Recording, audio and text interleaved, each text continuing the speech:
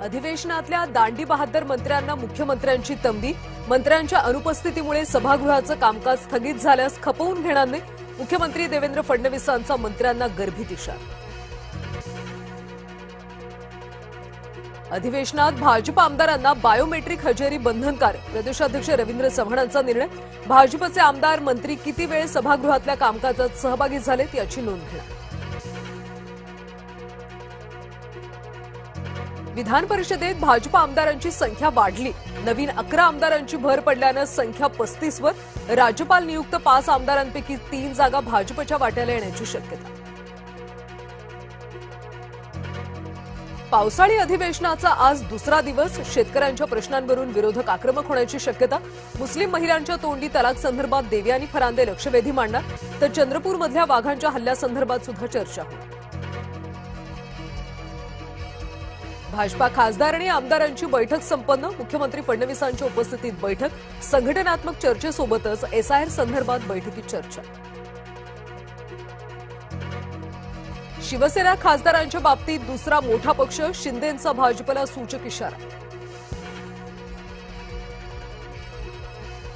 फुटीच्या भीतीनं उबाठा आमदारांची बैठक। उद्धव ठाकरेंनी केली चर्चा। 4 आमदारांची दांडी।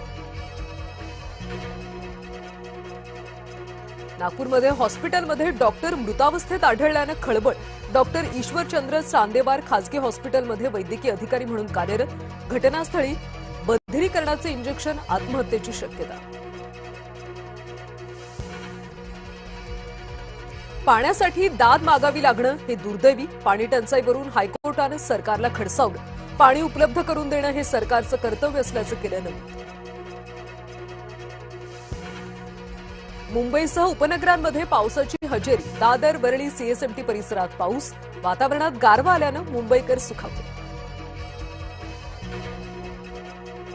कोकणात पावसाची दमदार हजेरी। रत्नागिरीसह सिंधुदुर्गात मुसळधार पाऊस।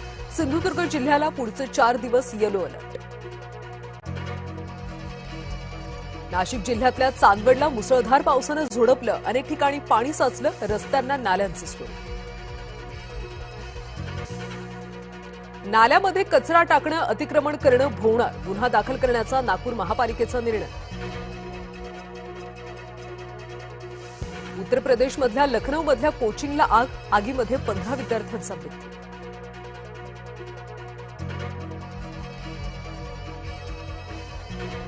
कॅनडातल्या मॉन्ट्रियलमध्ये भर दिवसा गोळीबार। गोळीबारामध्ये 3 जणांचा मृत्यू। नागरिकांमध्ये भीतीचं वातावरण।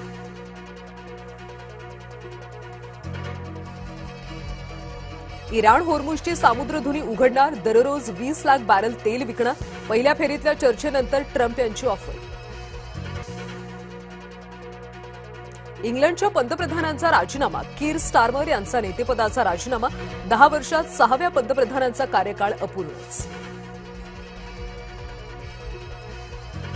संत गजानन महाराजांच्या पालखीचं अकोल्यामध्ये आगमन। 2 दिवस मुक्कामानंतर पालखी पंढरपूरच्या दिशेने मार्गस्थ होणार।